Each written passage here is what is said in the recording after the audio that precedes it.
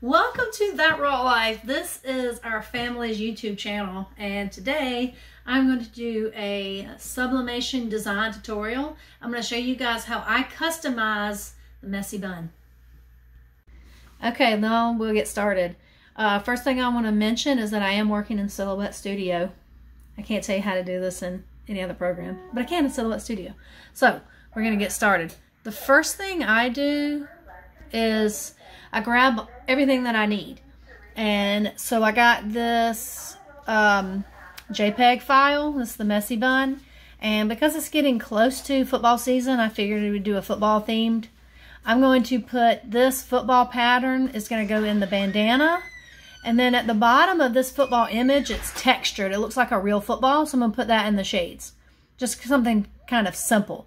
The first thing you're going to want to do is trace this image.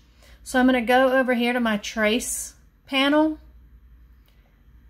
And if you're familiar with tracing, this is, pretty standard procedure. You're going to highlight the area, and I'm waiting. Here we go. Now, some of the lines don't look filled, so I always play with the threshold, move it up. This threshold is, I want a little higher than that. It's at 92, which is good enough. It looks good. Then we click trace. And we're waiting. Now, at this point, this can go away. You don't need it anymore. But when I'm doing projects like this, especially if I'm going to break it down, I always make a second copy.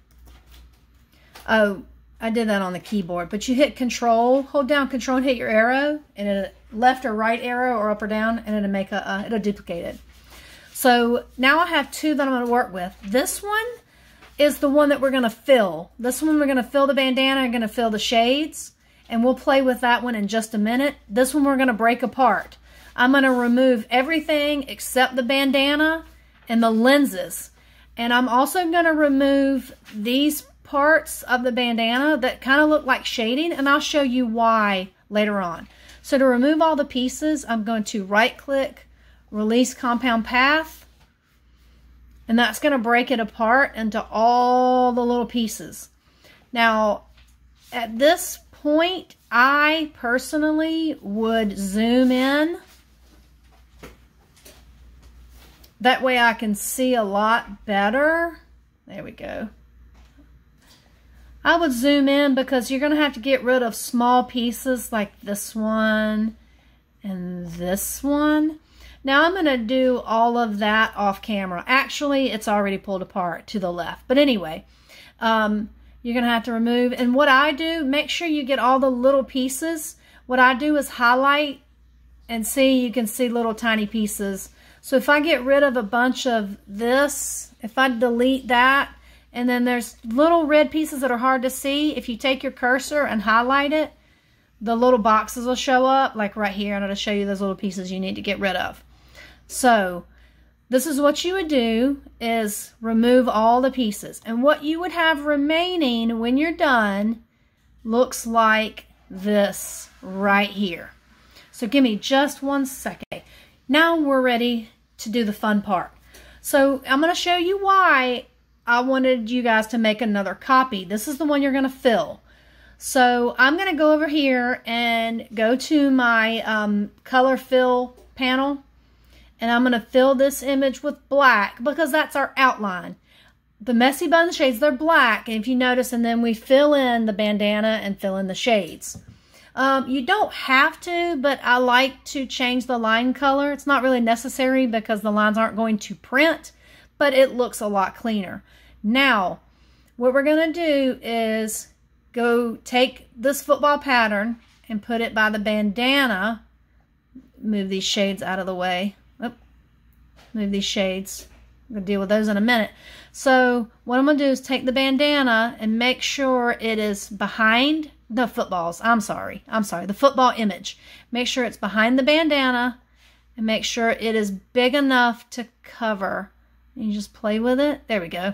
So now I take my cursor and I'm going to highlight everything, the bandana and the football image. I'm going to go over here to my modify panel, open that up, and all I have to do is click crop. Now I have my football image in the shape of the bandana. I'm going to do the same thing with the shades. I'm going to grab this football image, bring it over here. Now it's already behind. Sometimes when you pull images over, see how it's kind of in the front? You just right click and send to back. That way you can see the red outline of the shades. Now the same thing, you're going to take your cursor and you're going to highlight the football image and the shades, not everything else. Just the football image and the shades. My modify panel is already up, and then I click crop. Now, this is where we're going to zoom in just a little bit.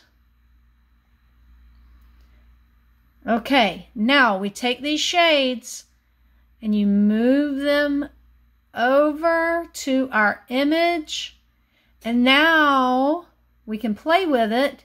They're not grouped, so I can take my arrow keys and I can adjust and fill in that lens right there. And the same thing with this one. It's not grouped.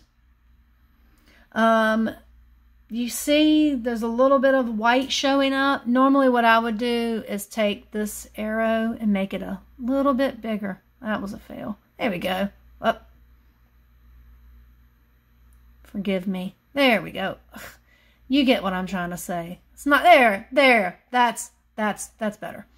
Now you take the bandana, which is right here, and do the same thing. And you move it into the space. Again, these are not grouped. They're not grouped. You're going to move it over and drop it in and fill in that white space the best you can. Now it's filled in pretty good. And then I can go individually and kind of drop them to the right and fill in that white space. I can do the same thing with this piece. There are I think five pieces to this bandana, so it's not a lot to play with. I like to use the arrow keys. To me, they're so much easier to work with. There's this middle piece, and I'm just repeating the process.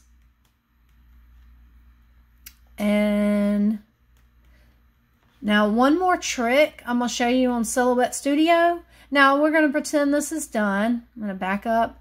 I'm going to move this whole image into my print area. And if you click File, Print, it gives you that little print preview. Print. And it'll zoom it in a little. Okay, so now that I've selected Print Preview, it brings it up really closer to me. It's just kind of a shortcut. You don't have to zoom. Then I can see really good where the white spaces are and where I need to make modifications. I know I can go back and, this one I can drop it down. And then I can also take the images and spread them out a little bit. I can spread them out, make them a little bigger, and cover. I just have to fill in the white space. So I'll click cancel, then make adjustments, move it down. More adjustments, file, print.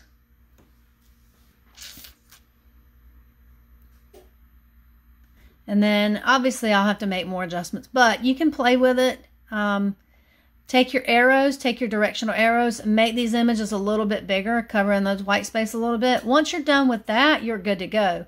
You can select everything and then right click group, and then you can send it to your printer.